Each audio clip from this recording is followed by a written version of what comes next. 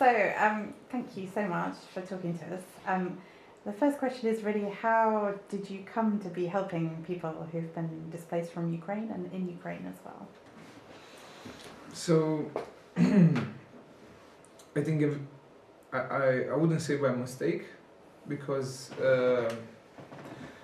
I'm a Christian myself, and I believe that, I believe God had give me the opportunity. I consider everything that we have done, as Fight for Freedom did, under kind of my management, to say so. I consider it a privilege and an honor to be able to help so many people, so many children, and to do all this work. And I believe it's a privilege that God offered me. And I believe so because there was nothing in my experience or my education or anything that would could put me in a position that I was put, and that was to take care of many thousands of people and children since the war started. So you told us a little bit about how you get started on that day. Maybe tell us a little bit about the Yes, story. it's everything started obviously on the 24th of February 2022. I was at work. I mean, I wake up in the morning, and when I open up the phone, it was crazy. Like, messages, and everybody knew, the war started in Ukraine. I find out in that morning that there are people at the border. There are refugees, that there are people now running from Ukraine. And obviously we were not used with such a thing. In this part of the world, we had peace. For the last 75 years, we never dealt with the war. Every time we hear about war, we knew it's going to be Middle East or Africa or other regions, but not here in Europe, right? So it's quite shocking, and at the same time challenging to understand that we have a real war situation and we have to deal with, refugees and stuff like that. So the first thing that came to my mind was, let's prepare sandwiches. If people are there, they're there for many hours. We didn't know it's going to go for days and weeks and months and so on. But I said, okay, let's just get, and we've done with some volunteers from a local church, we prepared like 1,000 sandwiches and many bottles of waters. And I drove there with my son and my business partner at the time, and some volunteers to assist people coming to Romania. I think it's important to mention that Fight for Freedom was a small organization which purpose was to help people reintegrate, people coming from prison reintegrate in society, which by the way we still do now. But at that moment when the war started, Fight for Freedom had only 4 people involved, while in the third week of the war we were around 250 people, registered volunteers working. So you can imagine the how this organization had to grow. It was not because we wanted that much or we planned it in a way, it just grew because of a need, because of the hundreds of thousands of Ukrainian people fleeing the war. We had to adjust our time, our lives, literally. So I would say that the war in Ukraine did not only change the life of so many Ukrainians, but also changed my life. So as a Romanian, we have nothing to do with, politically and geographically with what is happening there. I found myself that my life has been changed totally since the war started. So anyway, going back to the border situation, I went there and it was just crazy. You don't see any authorities, right? You only see lots of people, like a sea of people. So you have the Romanians here on this side, normal people, people with like myself. I was so surprised to see, and I have to say that I don't know if it will be ever published, but the love and care that the Romanian ordinary people shown to the Ukrainians was extraordinary. And I think it should receive more attention, because At that point at the border, you had people who had nothing to do, like they had no interest in helping anyone, right? But they're willing to show love to the Ukrainians. So we have people with children came with fresh bread, with all kind of good food, just there waiting in line. So maybe some Ukrainian families will need what they had to offer, right? And then when we realized that it's not about sandwiches and food, we realized that these people need a place to sleep. Now you realize that you don't have 100 or 1,000 people, right, coming in, but you have many thousands. So one of the things I have done, it was to pick up the phone and start calling everybody I knew that could accommodate in their families, people. And with the people around there and other Romanians, for the fact that I was, I would say, quite known person because of my sport career, people, at the moment I arrived there at the border, people related to me to kind of a leader, like they were coming to ask me, you know, what we should do now, how we should organize here. There was obviously a lack of organizing things, a lack of everything, right? So people will come and ask, hey George, what do you think? Look, is this big family here? I'm like, while I'm walking around and making phone calls, start picking, how many cars we have? Oh, is this guy having a van? Okay, take this group, bring them here to Fight for Freedom, because I already spoke with the manager here, and we have this many places for people to sleep. We have this many places there, we have this many places there. I spoke with a friend who had a hotel.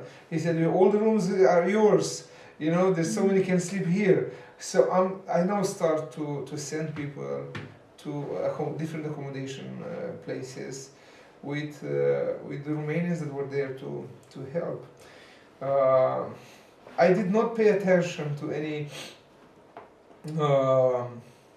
There was no time for paying attention to social media or anything at that point. But it's so funny because people have heard about Fight for Freedom and about our work from the people that were there. So there's so many people at the border. Some of them are there to help, some of them are refugees, but some of them are just there to film, right? It was good. Listen, they have done a great job by just filming and spreading the news all over the world, right? So many people on live, on Facebook, so many TV stations. So by the time that, you know, I was trying to organize that, I spent a few hours there, and I think it was already nighttime, maybe midnight, when I fill up a van and I drove it myself to the place we are right now, at the Freedom House. We call this place Freedom House. While I was driving here, I ordered a couple of pizza from a nearby restaurant, and we got here. I remember with the group, maybe 12. I just put them in an 8-seat van, 12 people. And we got here where they had mattresses. We had these rooms. In some rooms we had beds. In other rooms just mattresses on the floor, right? So that's how we organized. And in this van I had some students, young men. There were some women with children that were very afraid, very scared. And one of them was speaking English. She was constantly asking me, "Where do you take us? Are we safe? Are we safe?" And I was trying to, you know, pull them down and say, "You're safe. You're good. You're gonna be good. Like we're going to a shelter. You're gonna have pizza there. I already called for pizza." And of course she was like, "Okay." But like a minute later, it's like, "Where do you take us? Are we safe? Is my children will be safe?" And I said, "Yeah, definitely. And I had to have this conversation, right? It's a 40-minute ride from the border to this place, and I could not realize my phone was on silent. By the time I arrived here and I looked at my phone, I had over 100 missed calls. And I had many messages on all my platforms. And I was like, how is this possible? And I understood while I was offering assistance at the border and people were filming and doing all these lives, the news of George, you know, they used to call me the Carpathian Bear while I was back in the days while I was fighting. So this guy is now involved, he's helping Ukrainians. So now people watching from home, they want to get involved and help. Who they will call? There was no organization involved. There was nobody around to say, "Hey, we here. We try to." There was nobody. So everybody will try to find out my number and call me from United States, Canada, Australia, Brazil, South Korea, Taiwan. You name it. There were so many countries people call me. Including lots of from Romania in Western Europe, and they're like, George, I just saw you on Facebook or I saw you on TV. You there? Tell us, how can we help? How can you? And it's been for weeks for me have to take in hundreds of phone calls, maybe daily. Daily. There were so many messages I did not answer. I remember 6 months later. Wow. I was going back to my WhatsApp and start answering and keep answering to people that I could not answer back then in February, March or April. I couldn't. I was just... So we have... I understood that night I only slept maybe for 2 hours here on the couch in the office. I have not been home maybe for 2 weeks. At all, only sleeping 2-3 hours a night. It was everybody was doing the same as I. Like we have volunteers and people willing to help, flying in from all the countries. So you can imagine, and you can see this place right now. We are in the middle of nowhere. This is a farm in the middle of, like, in between cities, right? You're just out in the wild wilderness, to say so. This building here was not occupied for like 33 years since since 1989. Nobody was here, right? So it was empty. It was a ruin. We took this building 3 years ago and we refurbished it, more than 4 years ago, and we refurbished it from scratch. To come in with the project with the ex-convicts, that was the initial plan. I never knew that things would change, and I never knew that my plans are not actually the plans of the Lord, of God, because when I took this building and I started to refurbish it, I understood it's very expensive and it will take some time. But I said, I remember I prayed and I was going around and everything was like, like a mess. It's nothing like you see right now, right? It was a ruin. Yeah, nobody lived here for 33 years. No windows, no doors, no. So I was walking around here, and this was 2019 when we bought this building, right? It was offered to us, actually, but through a sale contract, right? A very low price. So I was walking around and asking Lord, and I was praying and asking Lord, why so big? I only need 4 or 5 rooms for my project with the ex-convicts. Why so big? This is 44 studio apartments building. This is going to take a fortune to refurbish. I don't have the money. So why so big? And I remember I kept asking him for a long time. He never answered to me. It's just like, have faith, refurbish it, do what I'm telling you, and keep moving forward, right? So when the war started, we had only 5 guys in this, but the building was almost refurbished. It was not fully refurbished, but almost refurbished. And we had 5 ex-convicts here. We were trying to reintegrate them to the society. It was the initial plan, right? It was only after we were asked by the Ukrainian government to assist and support them in evacuation of the 75 orphans from Odessa and the 60 staff members, caretakers and doctors. Yeah. It was only after that moment that I realized why so big. I remember we went inside Ukraine to literally rescue these kids. They were in an area where the war was not far from. And I remember I could not find buses. No bus company in Romania will rent me a bus to go into the country which is at war with Russia, to do anything. So I remember I had to rent 2 big couches, like 85 seats each, plus more cars, like 2 small vans, some trucks. You go there to pick up 75 children, 60 members of staff, with all their belongings and everything. You have to, you need a lot of machines to carry that, a lot of cars. So I called multiple companies, and the same answer I received every time was, we cannot do this because those buses are very expensive, 250,000 euros per one bus. You need €500,000. You go to Ukraine, you go to Odessa, where the war is so close, they're bombing there. We can't. No insurance company will cover any loss.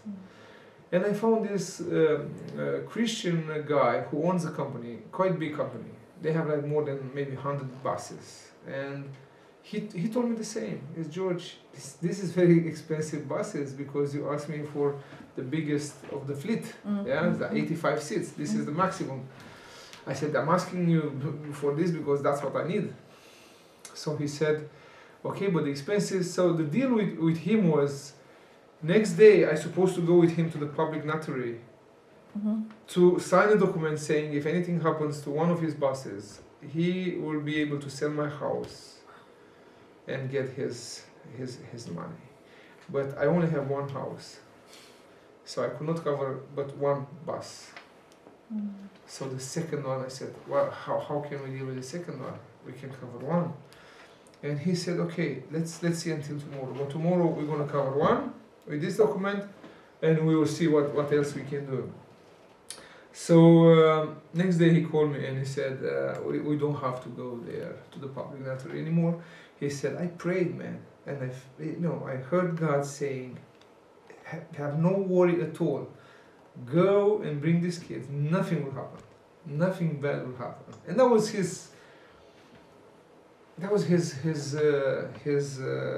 conviction of doesn't have to go to the public notary anymore. That's like that overnight, right? So he wants to help, but he said it's okay. I'm okay to send the buses, but you need to find drivers. And I said, what do you mean? You have 150 drivers, and like how much you pay them? Normally I pay them 4 times more. And he was like, you can pay them 400 times more. Those guys are not coming. They were scared. I can't push anyone to drive. So he took on one bus, the owner of the company, and he got his uncle from pension, who was a bus driver all his life. He got his uncle from home, and the old guy said, okay, I'm driving with you, and with the small cars, and part of Fight for Freedom team, mostly volunteers. We drove in Ukraine. It was the beginning of June 2022. We drove in, and it was like, let's say, late afternoon. And by the morning, by 6 o'clock next day, we were out, by God's grace, with the children and the staff and everything, safe and sound. We were happy, and sometimes people ask me about this specific evacuation, because we conducted multiple evacuations of different groups of children, but with this, for the specific this one, people ask me what was the most challenging thing that we encountered, and I said it's not about going there, even if in some situation was dangerous. It was nothing about expenses or anything. It was about finding 75 little car seats for the children. We realized we need car seats less than 24 hours before we're supposed to leave. And that became the biggest problem for us and for all the team, is where do you find 75 car seats? We make phone calls to the major shops around Suceava. We only could find 16 in all shops, only 16. So somebody came in with the idea to write down on this group of moms, a church group with lots of women, ladies, and to tell the need. And what happened is not only that they gave us the car seats, every of this family drive here. And they came and they put a sticker with their name on, and they leave us their car seat. And 2 days after we arrived with the children, they come and pick up, each one come and pick up his own car seat. So we had, I think they got like 100 of car seats, like more than we needed, right? Because so that was the most challenging thing with this specific evacuation. In the first week of the war, we put a tent by the border, a white tent, we call it a Fight for Freedom tent, heated, where people could get a sandwich, soup, or a hot tea. We also created a small playground for children inside this tent, right? So while they were waiting to see what they're going to do, where they're going to go, they were not staying in the cold, but they will have, a warm place to stay and get some food. And there's so many stories. I don't know what. So much has happened. It's just, and it's unbelievable that. And as I said in the beginning, I all consider it a privilege and an honor to be able to serve the people of Ukraine and to serve those women and children. And soon after the war started, we started this food distribution project. So we are making food packages here in Romania. We had to have at some point a fleet of trucks, and by God's grace we had it. And so I will tell you another little story about how I would say God took care of a need of Fight for Freedom in order to be able to supply the food packages. I had this guy coming from the United States. A friend called me and said, there is a guy, a friend of mine, he's from the US, he's in your area because of the war, he wants to see how can he help. I'm meeting the guy, comes in my office and is like, my name is James and I've been serving America in different places across the globe, and me and my family, we are a family who owns a big business, we want to help. I said, okay. How can we help you? And at that point, I was trying to put together 12 buses to carry the humanitarian help, to take the humanitarian to. I was doing that every 2 days, every other day. Mm-hmm. I was putting together 10 to 15 3.5 little trucks, right, to carry this. And now, as the weeks was passing by, days passing by. In the beginning, Romanians were more like, okay, we help, I can give you my car, go use it. But then people, they had their own businesses.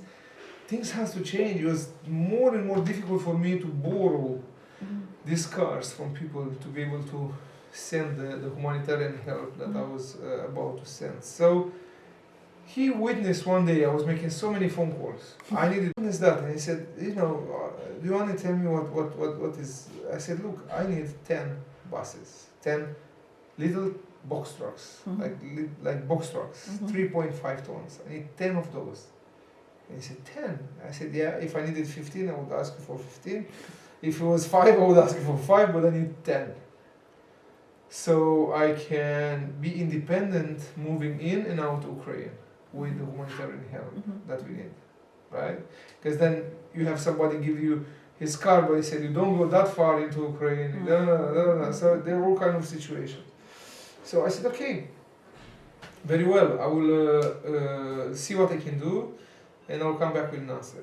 The guy left, nothing happened, obviously I completely forgot, right? So I was struck. A month later, I received a phone call from a car dealer from Netherlands saying 10 box trucks were paid in full for Fight for Freedom to be picked up ASAP, as soon as possible. And obviously immediately I thought of this guy, and he was exactly right. His father, which was a big businessman, covered the price for 10. And you can see them here in the front, you will see them, some of them are in Ukraine now. And obviously it gives us so much freedom, so much independence, and we've been able with these cars to take hundreds of thousands of food packages to many cities in Ukraine. So we reached we reached as far as Chernihiv, which is by the border with Russia and Belarus. As far as there, I was there personally to deliver food packages. Kherson, Kharkiv, many hundreds of tons in Kharkiv, working with the local church there and reaching out. We're going to have an office in Kharkiv very soon. Nikolaev, Dnipro, Potlava, Cherkasy, Ivano-Frankivsk, while working with IDPs, right? Chernivtsi, it's close here to us. Kamenets-Podolsky, Dunaevtsi, Khmelnytsk, many cities that we reached where I was personally to meet people. So we organized so well with the food distribution, getting a lot of help from American volunteers being on the ground, helping us to make the food packages, and also to organize. We're making big queues, and by the way, I can send you some footages extra with these big queues of people waiting together, you know, and extra pictures if that will work for you. Yeah, so creating these big queues, people will come, take the food package, and now we changed that. We don't do that anymore. Now we have a contract with ATB. You know who ATB is, this big shop chain in Ukraine. So now we buy food vouchers worth of a couple of hundred hryvnia each. And I need to take this call. It's okay? Okay. I'll just take this call. Just a second. Yes. Ela, mă auzi? Sunt un interviu la ceva filmmakers ăștia din mine. E urgent tare? Okay. Because you might that would be the Da, auzi, nu mai trebuie pus. voucher, the food voucher. Yeah. So now we use food vouchers. So we buy these vouchers from ATB, we distribute it to people, so we don't make the packages here in Romania. The idea was to help, also help because there were some significant amounts of money, of course not huge, but significant I would say. And the idea was to help the Ukrainian economy, like to pour that money into Ukrainian economy, not buying the stuff here, making the food. But it was a great help for people to receive, obviously, the food packages. But now they were not tired, but now it's much better. You go to ATB as a person in Ukraine, and it's good when you receive rice and meat can and this and that, but it's always pretty much the same thing. But now with that you can buy chocolate for a child, you can buy some hygiene, more hygiene products that you need, and maybe when you want to buy, I don't know, you're free to buy whatever you want, you know, and it was received so well by the people in those areas. And yeah, again we have around 10 cities where we distribute food vouchers across the front lines, starting with Nikolaev up to Kharkiv, Sumy also I forgot to mention. And yeah, so pretty much I would also like to add the Fight for Freedom have evacuated more than 800 children, which part of them were orphans, part of them half orphans, or maybe some of them were just very social situation, very bad social situation. So we worked very well with Ukrainian authorities, with the social services and health department, whatever it's called. Yeah.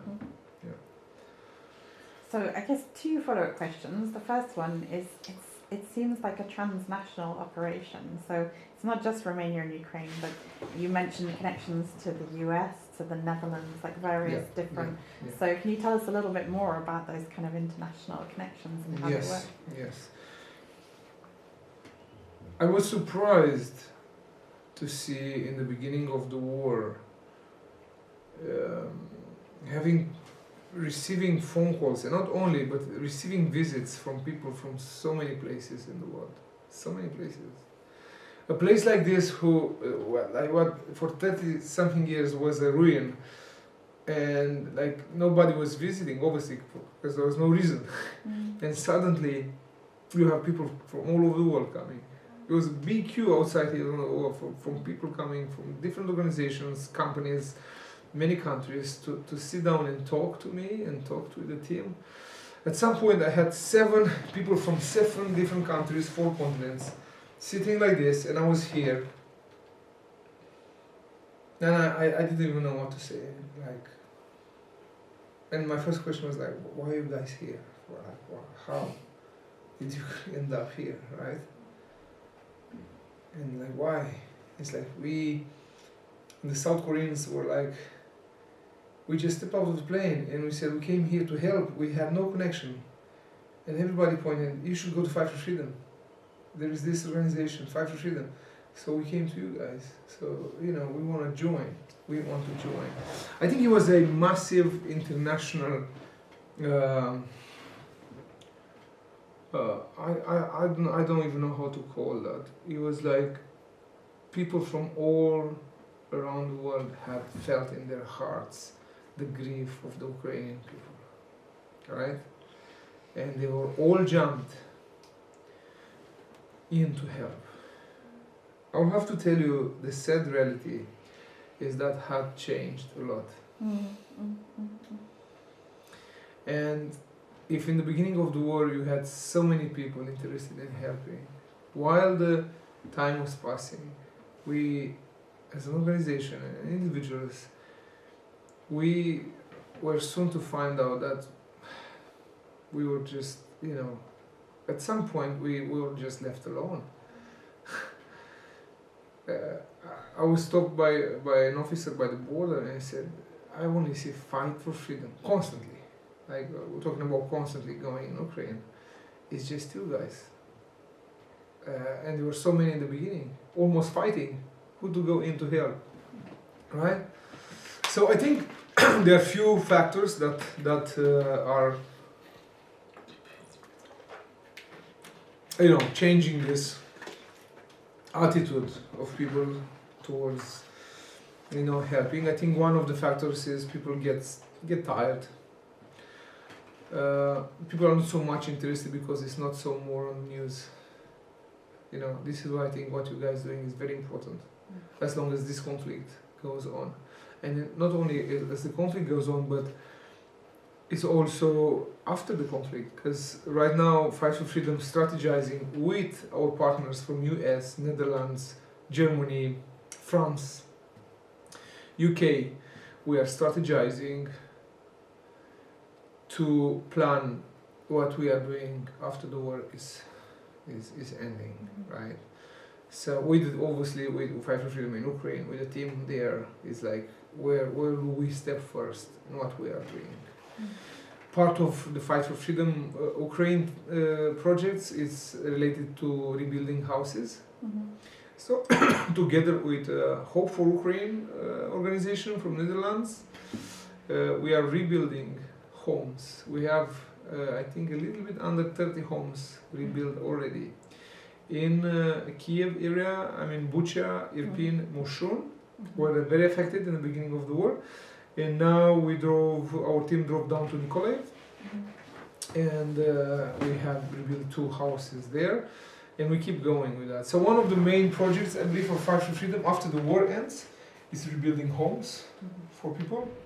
And obviously another important project that not many people pay attention to is the trauma healing of these people and the children who are very traumatized.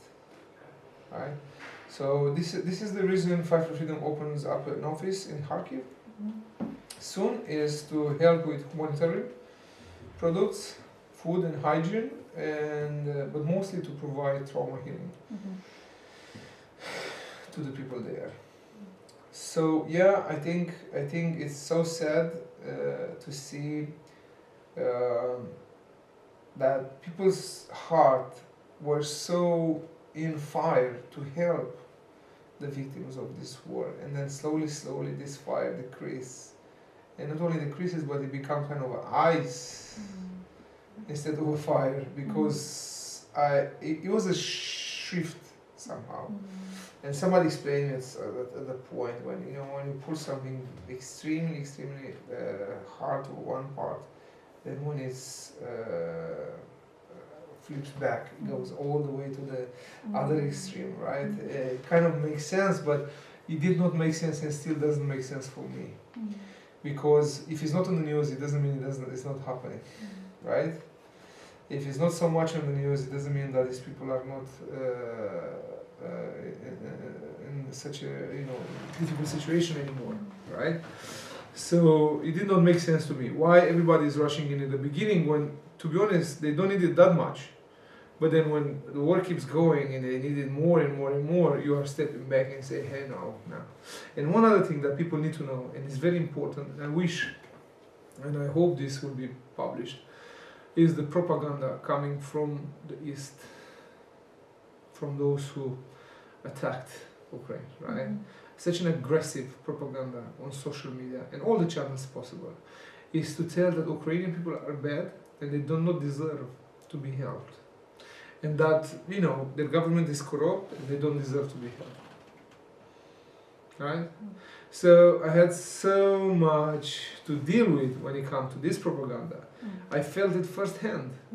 Because now people that used to support Fight for Freedom, they were texting me and say, stop helping them because they don't deserve, because this, because that, because the government is corrupt, because that. I said, listen, I don't know any perfect government in the world. All the governments, more or less, they have issues and problems.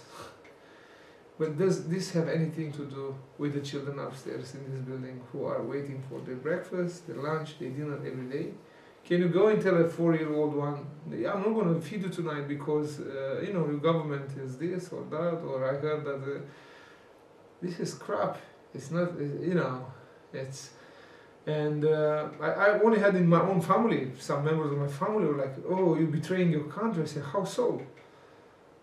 You're like anti-Romanian if you help Ukrainians. So you can imagine the level of propaganda and how deep this thing went and how dangerous it is. Because people don't know what to believe anymore. And because people are on social media so much, they have, they kind of depart from the reality, right? So when they ask, well, but what's the reality? If you want to know what the reality is, come with me to Kherson for one trip, and you'll see the reality. And then that's not social media anymore. You will see the reality, or come here and encounter these children, these orphans, and spend 2 hours with these children. And after you tell me if it's wrong, feeding them and taking care and caring for them every day, right? So obviously we had to go through this process of receiving a lot of hate and a lot of bad messages. And it was what it was. We had to deal with it. We knew what God asked us to do and what our direction is, and we did not back down from that. Not an inch. So kind of last question really is about, you talked a lot about the transformation for yourself. You put your house on the line for what you've done, and I know you've given up other things. So tell us a little bit about how it's transformed your life personally as well. The experience of the war, or how my life was transformed from who I was in... So the experience since... So my life, as I said earlier, my life was also transformed, right? My life was also... many people are like... Millions of Ukrainians' lives were totally transformed. I can say the same thing about myself. Encountering... It is life-changing. It is a life-changing thing to meet, work, and feel with people that are traumatized, right? You can't be the same. I will never be the same person I was before this war started. I will never be the same person, and never thinking of life and what life is and what life means, and the same as I was thinking before. And I will appreciate life more. I will appreciate peace more. I will appreciate Western values more. You know, there is such a, politically talking right now, there is again such a propaganda and such a lies lying on these social medias that, you know, we could better be friends with the East, but I don't believe in such a thing. I'm a conservative person. I'm, you know, 100% for the West and 100% for the North Atlantic part is because of our country experience with the East for many years, tens and tens and tens of years, right? Mm-hmm. And it's also because of what I have seen happening in Ukraine. You know, it's been a life-changing experience, and it continues to change my life. I believe to be God who had put this desire in my heart to care for the Ukrainian people so much. I don't see it otherwise. Even though I find out that from my mother's side, both families were descending of Ukrainian migrants to Romania, you know, 100-something years back. I believe the reason to put so much time and effort and all this heart in helping Ukrainian people is a gift that I received from God. As I said, this is not happening to everyone. It's a gift and it's an honor for me, right? It's a privilege to be able to do this. And you talked about the difficult decision of having to give up your business to concentrate. Yeah, I had to take this decision 2 years ago. It was like 7 months into the war. I realized I cannot hold on both positions to live, because Fight for Freedom grew so much. The numbers of people impacted by our work was by thousands and thousands and growing every month. Imagine we were delivering between 8 and 12,000 food packages every week. So we were reaching 8 to 12,000 people weekly, only with the food packages. Well, we're quite consistent. Those people were going home and they were sharing this food with their relatives and family members. So if you multiply that would be at least multiplied by 2 or 3. So this was just part of the impact that Fight for Freedom had, or is having, right? So at some point I had to take a decision if to go back to my life, to my normal life of owning a company and selling and packaging and doing good, by the way, not bad, or to just stop that and become a volunteer with Fight for Freedom. You know, it was a quite difficult decision. But again, you see, there are decisions that you think, you know, if you really think earthly, like based on numbers, and you make your calculations based on what's happening on this earth, they're very difficult, impossible to take. But if your calculations are including heaven and God and the next life, then it's much more easy to choose with your heart. You know,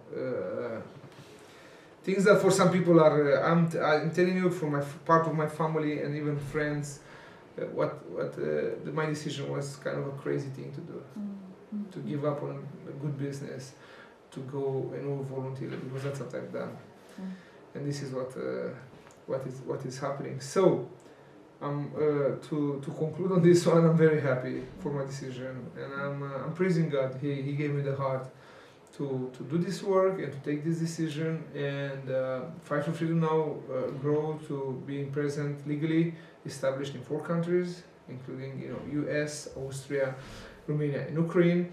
We'll probably be very soon opening an office in Moldavia, and eventually in Middle East. We'll see how things will go for Fight for Freedom, but we have been blessed to be surrounded by a lot of people with big hearts, people from United States that help a lot. I have to tell you that 95% of the help that we received to help Ukraine came from United States. It's just a reality. You know, some people are like, really? Yes, really. And the rest of five from many other countries that came along. So yeah, we're partnering with organizations from starting with South Korea, Taiwan, Canada, United States, Brazil, Italy, France, Germany, UK, Netherlands, very important. The partnerships with Netherlands. So yeah, that's what it is today. Yeah.